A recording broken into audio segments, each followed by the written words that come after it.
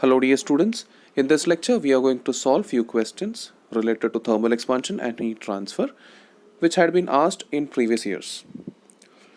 Here is one question in front of you. Two rods, one made of aluminium and the other made of steel, having initial length L1 and L2 are connected to form a single rod of length L1 plus L2. The coefficients of linear expansion of aluminium and steel are alpha A and alpha S respectively. If the length of each rod increases by the same amount when their temperatures are raised by T degrees Celsius, then find the ratio of L1 upon L1 plus L2. Let's try to solve this problem, my dear students. So my dear students, ये first question में इन्होंने इस तरह दिया हुआ है कि we have two rods of L1 and L2 जिसका एक का कोएफिशिएंट है अल्फा ए, दूसरे का कोएफिशिएंट है alpha S and the change in temperature is given as T degree Celsius. Question में ये बोला है कि T डिग्री सेल्सियस से टेम्परेचर बढ़ाने के बाद भी ये जो लेंथ है इन दोनों का चेंज इन लेंथ सेम है, ऐसे बोला है. So the data, one more data what they have given is the change in length both of them have same. Okay, so इनका end question is somewhat like this. So they are asking how much is this L1 upon L1 plus L2 का ratio. Okay, let us try to find. So data में जो दिया है delta L1 is equal to delta L2. So change in length का formula तो हमें पता है, थर्मल एक्सपांशन से हम लोग ने सीखा है, original length multiplied by coefficient of expansion alpha A, first case में अल्फा ए है करके बोला है, multiplied by change in temperature. Change in temperature is given as T. Second case में it becomes L2 multiplied by again alpha S multiplied by change in temperature T. Cancel हो जाएगा यहाँ पर. सो इन दोनों को अगर हम लोग ने ऊपर नीचे घुमा दिया तो alpha A upon alpha S will be L2 upon L1. Okay, so इसमें से मुझे ये लेके आना है. तो सिंपल सी बात है यार, एक काम करो, दोनों तरफ +1 कर दो. मैथमेटिक्स हमें ये परमिशन देती है. Okay, we can do any kind of manipulation. The only thing is जो आरएचएस में करते हैं वही हमें एलएचएस में भी करना है. एक काम करते हैं, दोनों तरफ एलसीएम निकाल के देखते हैं. यहां पर हमें मिलेगा, एलएचएस में मिलेगा alpha A plus alpha S upon alpha S is equal to L1 plus L2 upon L1. उल्टा कर देते हैं. I will be getting L1 upon L1 plus L2 is equal to alpha S upon alpha A plus alpha S, and that's your answer. The next question was asked in 2012. A wooden wheel of radius R is made of two semicircular parts as shown in the figure. The two parts are held together by a ring made of a metal strip of cross-section area S and length L. L is slightly less than 2 pi r. To fit the ring on the wheel, it is heated so that its temperature rises by dt or delta T, and it just steps over the wheel. As it cools down to surrounding temperature, it presses the semicircular parts together. If the coefficient of linear expansion of the metal is A and its Young's modulus is Y, the force on that one part of the wheel applies to the other part will be how much? So dear students, इस question में बोला है कि एक ring है, ring के अंदर हम लोग ने टेढ़ा करके जो रॉड है, इस रॉड को एंटर करके रखा है. ओके, सो ये टोटल रॉड का लेंथ L है बोला है, बट रिंग का जो सर्कमफ्रेंस है वो 2 पाई r है. सो ये जो टोटल लेंथ ऑफ जो रिंग है, ये टोटल लेंथ ऑफ रिंग के सब बिट लेस देन 2 पाई r. ओके, सो प्रॉब्लम ये होता है कि ये जो मैंने टेढ़ा करके रखा है रॉड, ये रॉड इसके अंदर नहीं घुसेगा. ओके, रिंग के अंदर नहीं घुसेगा, तो बट मुझे घुसाना है, तो इसलिए क्या करेंगे हम लोग, टेम्परेचर को थोड़ा बढ़ा देंगे. टेम्परेचर को बढ़ाने के बाद फिर बाद में जब उसको ठंडा होने के लिए देंगे तो कितना फोर्स इसके ऊपर एक्ट होता है ये पता करना है. सिंपल सा फंडा, यहां पर नीचे वाले रॉड पे ऊपर वाले रॉड की वजह से जो भी फोर्स एक्ट होगा, दो तरफ से एक्ट होगा. एक यहां से एक्ट होगा, मतलब ये डेफिनेटली जो लंबा हो रही है, छोटा हो रही है, इसके अंदर कुछ ना कुछ तो टेंशन होता है. ओके, तो ये जो टेंशन है एक तरफ से यहां पर एक्ट करेगा, दूसरे तरफ से यहां पर एक्ट करेगा. तो बेसिकली 2 टाइम्स जो भी फोर्स हमें फाइंड करना है, that is nothing but 2 times tension. अब ये टेंशन फाइंड करने की कोशिश करते हैं. हमें पता है कि यहां पर टेम्परेचर राइज करने की वजह से ये सब हो रही है. सो याद करते हैं थर्मल स्ट्रेस का concept. Okay, thermal stress is nothing but force upon area. In this case the area they have displayed as S. Okay, thermal stress का जो फॉर्मूला होता है that is nothing but Y alpha delta theta. Okay, delta theta is change in temperature. So delta theta, या फिर यहां पर इन्होंने delta T बोला है, तो ठीक है भाई, हम डेल्टा टी यूज करेंगे, बात खत्म.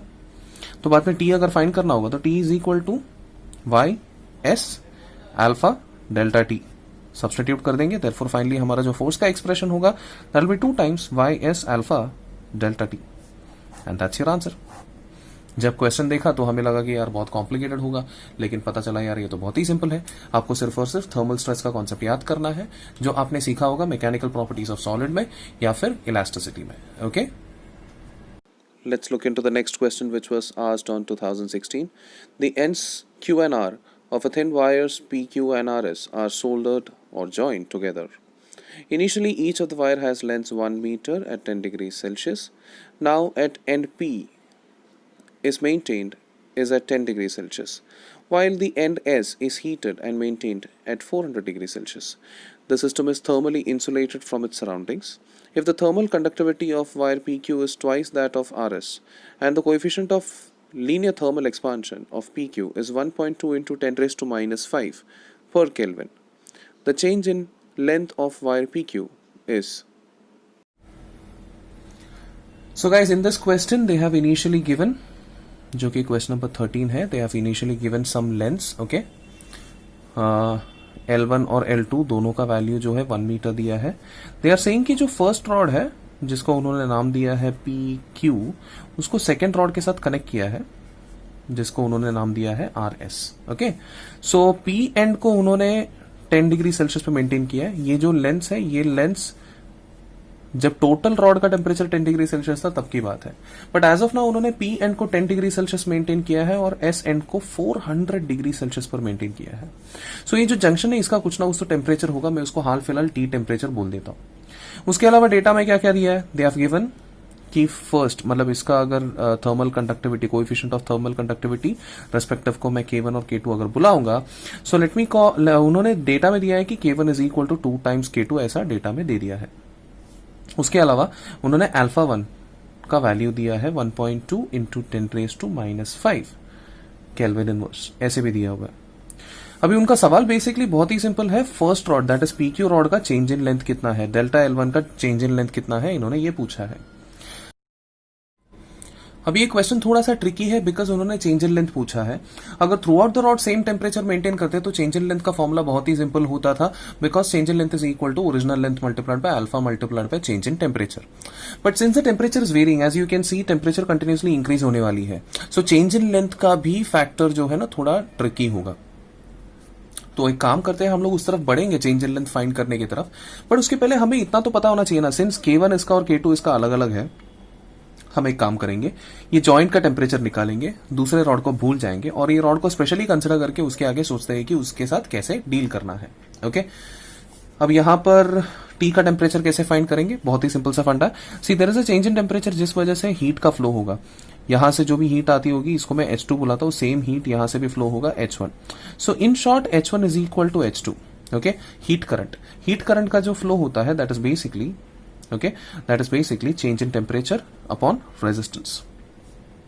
यहां पर भी change in temperature upon resistance लिखूंगा मैं। ओके, एंड ये जो रेजिस्टेंस का formula that is L upon KA, तो इसके जगह पे लिख सकता हूं change in temperature. Change in temperature क्या है यहां पर, higher temperature minus lower temperature that is T minus 10 upon यहां पर L upon KA। Okay, KA ऐसे लिख लूंगा, इसका K1 लिखूंगा एंड यहां पर T2 का change in temperature is 400 minus T upon L upon KA, K2A। A and A gets cancelled, length दोनों का सेम है, L1 is equal to L2 इन्होंने बोल दिया है, सो L1 एंड L2 दोनों एक दूसरे के साथ कैंसिल हो जाती है। K1 जो है दैट इज 2 टाइम्स K2, तो K2 को अगर K1 से कैंसिल करेंगे तो यहां पर 2 बचेगा। ओके, सो अंदर घुसा देते हैं, so it becomes 2T minus 20 is equal to 400 minus T। T को इस तरफ लेके आ जाता हूं, ये हो जाएगा 3T, 20 को उस तरफ लेके जाएंगे हम लोग, 420 हो जाएगा।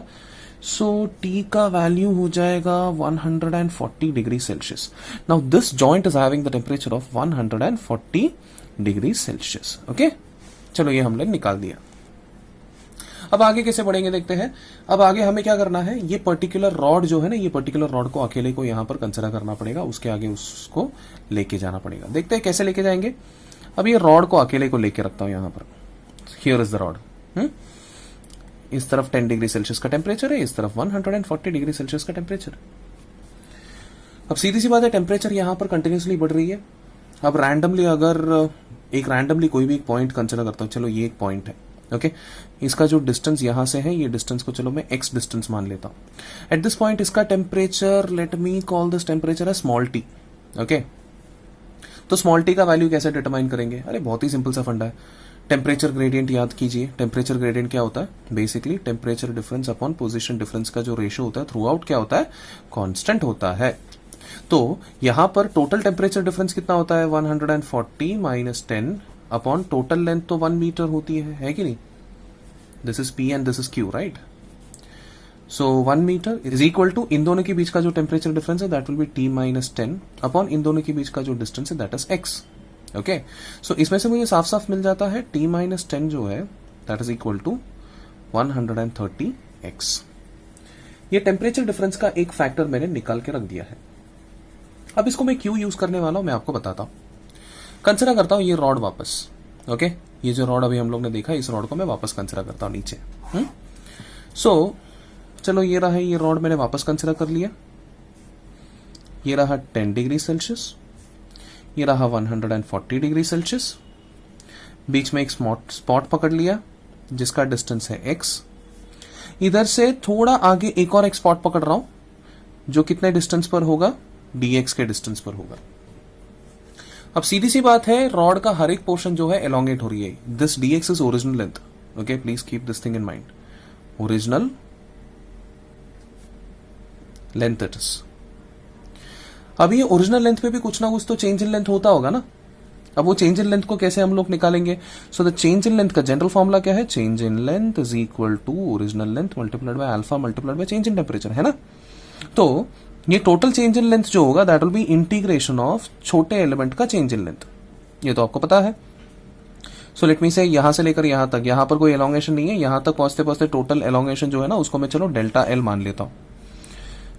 ओरिजिनल लेंथ किसका? एलिमेंट का, okay so that will B integration. ये ओरिजिनल लेंथ मतलब ये टोटल का ओरिजिनल लेंथ है, इसको मैं इंटीग्रेशन ऑफ dx करके लिख सकता हूं। सो एल नॉट की जगह पे इंटीग्रेशन ऑफ dx करके लिख रहा हूं, multiplied by alpha multiplied by change in temperature. Change in temperature कहां से? यहां से लेकर यहां तक का टोटल चेंज इन टेम्परेचर को मैं लिख सकता हूं T माइनस, इधर के टेम्परेचर को T कंसिडर किया ना, सो T माइनस 10 करके लिख सकता हूं। एक काम करता हूं, T माइनस 10 की जगह पे 130x डाल देता हूं। क्यों डाल रहा हूं? क्योंकि मैं इंटीग्रेशन करने वाला हूं dx के हिसाब से, ओके और ये x जो है वो x जीरो से लेकर टोटल लेंथ तक, टोटल लेंथ कितना है भाई? 1 मीटर है। सो x का वैल्यू 0 से लेकर 1 तक चेंज होने वाली है। T माइनस 10 का वैल्यू 130x डाल देता हूं। अभी इंटीग्रेशन ऑफ dl बन जाएगा डेल्टा एल, यहां पर alpha multiplied bye 130x T minus 10 की जगह पे मल्टीप्लाइड बाय dx, इन सभी का इंटीग्रेशन करना है आपको, ओके 0 से लेकर 1 तक। x dx का इंटीग्रेशन क्या हो जाएगा? इट विल बिकम 130 तो ठीक है बाहर आ जाएगा, x dx का इंटीग्रेशन हो जाएगा x²/2, लेकिन आपको जो लिमिट डालना है 1 एंड 0 पे डालना है, ओके तो लिमिट अगर डाल देंगे तो फाइनली आपके पास जो आंसर बचेगा डेल्टा एल, जो हमें फाइंड करना है। अल्फा का वैल्यू क्या है? अल्फा का वैल्यू इन्होंने दिया है 1.2 इंटू 10⁻⁵ डाल दीजिए फिर यहां पर,